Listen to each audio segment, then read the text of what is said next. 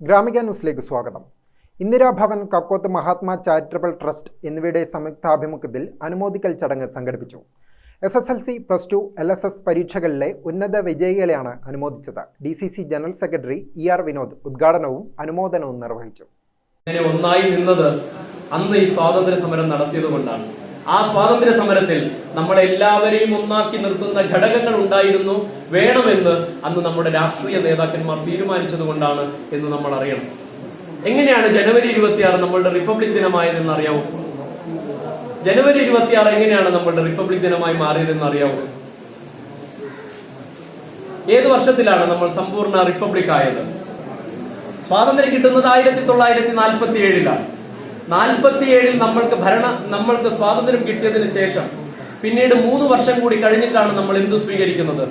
ഭരണഘടന സ്വീകരിക്കുന്നത് 1950. എന്തുകൊണ്ടാണ് 1950 ജനുവരി 26 നമ്മളുടെ റിപ്പബ്ലിക് ദിനമായി മാറിയതെന്ന് നമ്മൾ പഠിച്ചിട്ടുണ്ടോ? അതൊരു ചരിത്രമാണ് ഈ രാജ്യത്തിന്റെ. നോക്കൂ, സ്വാതന്ത്ര്യ സമരം കൊടുമ്പിരി കൊണ്ട് നിൽക്കുന്ന ഒരു ഘട്ടത്തിൽ ഇന്ത്യൻ നാഷണൽ കോൺഗ്രസ് ഒരു പ്രമേയം പാസാക്കും 1929 ലാഹോറിൽ വെച്ച്. ആ പ്രമേയത്തിൽ പറയുന്നത് ഇനി മുതലുള്ള എല്ലാ ജനുവരി 26 നമ്മൾ സ്വാതന്ത്ര്യ ദിനമായി ആഘോഷിക്കാൻ തീരുമാനിക്കുന്നു എന്നായിരുന്നു.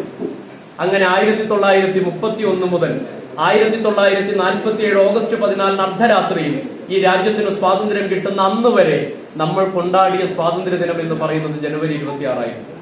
EK ഷാജി അധ്യക്ഷനായി, M Gineesh, KM Sumesh Babu, K Vinodan, N Ajesh, CB Shanoj, CC മനോഹരൻ, M ശശി തുടങ്ങിയവർ സംസാരിച്ചു. ശ്രീദിന ടീച്ചർ എൻഡോമെന്റ് വിതരണം രുക്മിണി അമ്മ നിർവഹിച്ചു. ഗ്രാമിക ന്യൂസ്, ചക്കരക്കൽ.